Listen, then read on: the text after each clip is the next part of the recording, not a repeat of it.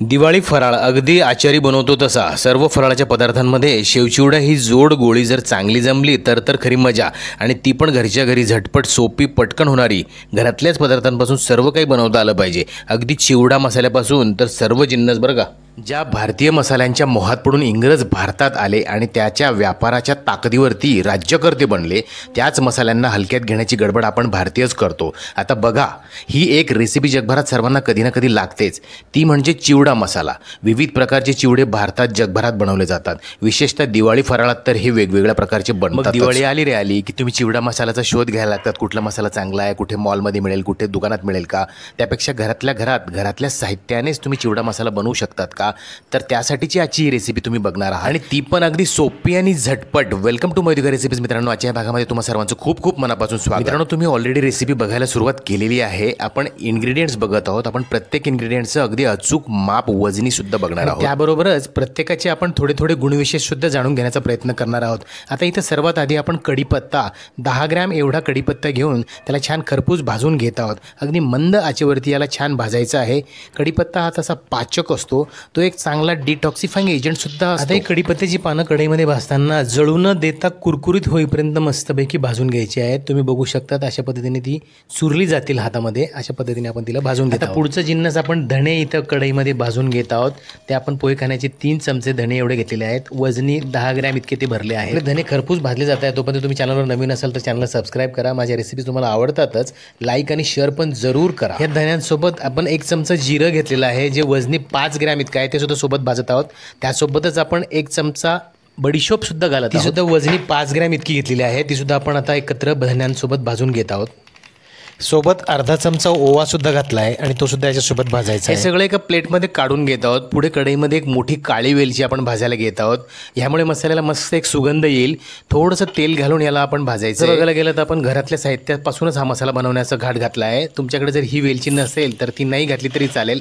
आता यामध्ये आपण 1 चमचा काळी मिरी घालत आहोत, जे वजनी 5 ग्रॅम इतके आहे। सोबत आपण सगळे भाजून घेतलेले धने, जिरं, बडीशोप, ओवा हे आधी भाजून घेतलेले सगळे साहित्य सुद्धा एकत्र त्यात घालायचं आहे आणि हे सगळं आता एकत्र खरपूस परतून घ्यायचं आहे। यावर्षी ह्या झटपट चटपटीत होणाऱ्या या मसाल्याचा जर तुम्ही वापर केला तर इतकं युनिक तुमचा चिवडा तयार होणार आहे, तुम्हाला खूप लोकांकडून त्याची विचारणा होईल आणि मग त्यांना ही रेसिपी तुम्हाला फॉरवर्ड करावीच लागेल। पुढचं जिन्नस हिंग, 2 शेंगदाण्याच्या दाण्याने एवढे हिंगाचे खडे आपण यात कुटून घालत आहोत आणि हे सगळं एकत्र करून आपण मिक्सरच्या भांड्याला घालायचं आणि मिक्सरला छान फिरून याची एक फाईन पावडर तयार करून घ्यायची आहे। याची एकदा छान पावडर तयार करून घेतली की यामध्ये आता आपण पुढचे जिन्नस घालणार आहोत, त्यामुळेच हा मसाला अगदी चटपटीत आणि मजेदार होणार आहे। तुम्ही बघू शकता आपण याची छान पावडर तयार करून यामध्ये अर्धा चमचा सायट्रिक ॲसिड म्हणजे 5 ग्रॅम इतकं घालायचं आहे, 4 चमचे साखर म्हणजे 50 ग्रॅम इतकी वजनी घालायची आहे, 2 चमचे सेंधा मीठ म्हणजे 30 ग्रॅम इतकं घालायचं आहे आणि 1 चमचा काळं मीठ घालायचं आहे, वजनी 10 ग्रॅम। हे सगळं आपण मिक्सरला छान फिरून घ्यायचं आहे।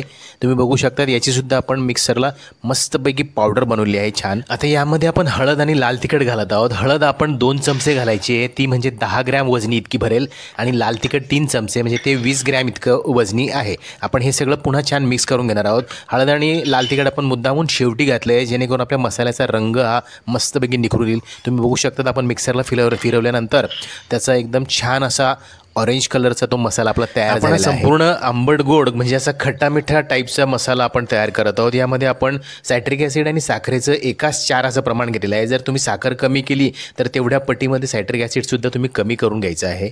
आता आपण हा मजेदार चटपटीत घरच्या घरी चिवडा मसाला तयार तर करून घेतला आहे, पण याला ॲक्च्युली वापरायचा कसा, किती प्रमाणासाठी किती वापरायचा, हे संपूर्ण आपण चिवडासुद्धा बनवून बघणार आहोत, त्यासाठी शेवटपर्यंत बघा। इथे त्याआधी आपण 2 प्रकारची शेव बनवून घेत आहोत, त्यासाठी आपण पाव किलो डाळीचं पीठ घेतलं आहे, त्यामध्ये पाव चमचा आपण हिंग घातला आहे, 1 चमचा ओवा हातावरती क्रश करून अशा पद्धतीने आपण त्यात घातला आहे, 50 ग्रॅम आपण थंड तेल यात घालायचं आहे आणि यामध्ये चवीनुसार मीठ घालून याला छान मिक्स करायचं। यामध्ये थोडं थोडं पाणी घालून आपण याचं घट्टसर शेवांसाठी बॅटर तयार करून घेणार आहोत, कारण चिवडा हा नुसता एकटा कधीच नसतो, विशेषतः महाराष्ट्रात तो जोडीने असतो आणि तो म्हणजे शेव चिवडा असा।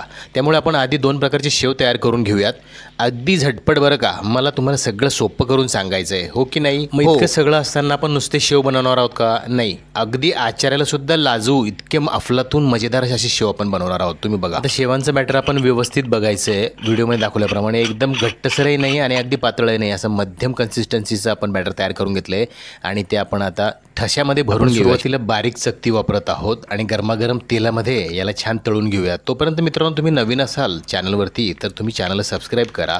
माझ्या रेसिपीज तुम्हाला आवडत असतील तर लाईक आणि शेअर पण जरूर करा। मित्रांनो, शेव बनवताना आचारी ज्या एका गोष्टीची काळजी घेतो ती म्हणजे तेलाचं तापमान। अगदी गरम तेलातच शेव प्रेस करायचे आहेत आणि तुमचं बॅटर जर अगदी परफेक्ट व्यवस्थित प्रमाणात असेल तर शेव प्रेस केल्यापासून 1 ते 1.5 मिनिटामध्ये उलट करून दुसऱ्या मिनिटाला बाहेर काढली पाहिजे। बघू शकतात अतिशय परफेक्ट असे एक्सपर्ट आचार्यासारखे आपण शेव बनवत आहोत। आणि हो मित्रांनो, आपण घेतलेल्या पाव किलो डाळीच्या पिठापासून तयार झालेले शेव वजनी किती भरतात हे सुद्धा आपण शेवटी बघणार आहोत, ज्यामुळे तुम्हाला मार्केटची शेव आणि घरातल्या शेवांची तुलना फरक समजेल। आणि तुम्ही बघू शकतात खरोखरच आचार्याला सुद्धा लाजवतील इतके मजेदार अफलातून असे शेव आपण बनवलेले आहेत।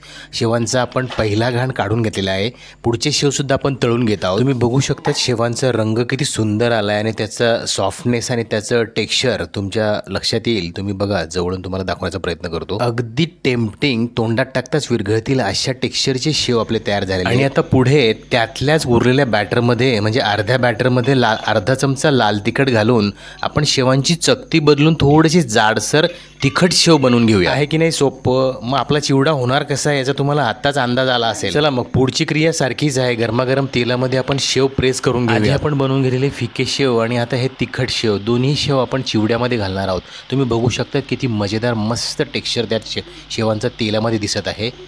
तुम्ही बघू शकतात पाव किलो डाळीच्या पिठापासून आपण 2 प्रकारचे शेव बनवून घेतलेले आहेत आणि सगळे बनवलेले शेव आपण संपूर्ण इथे ठेवलेले आहेत। अंदाज आपल्याला यावा यासाठी आपण तयार शेवांचं वजन किती भरतं ते बघूया। इथे साधारणपणे 369 ग्रॅम एवढं वजन आपल्याला काट्यावरती दिसत आहे। यामधले साधारणपणे 30-35 ग्रॅम मी स्वतः चव बघण्यासाठी खाल्लेले असतील, म्हणजे साधारणपणे आपण 400 ग्रॅम असं हे गृहीत धरूया। यावरून तुमच्याकडे असलेल्या डाळीच्या पिठाचा तेलाचा भाव आणि मार्केटमधील शेवांचा भाव याचा आर्थिक गणित काढता येईल। आता इथं आपण चिवड्यासाठी पोहे घेतले आहेत, ते म्हणजे दगडी पोहे, जे आपण नेहमी नाश्त्याला कांदा पोहे बनवण्यासाठी वापरतो।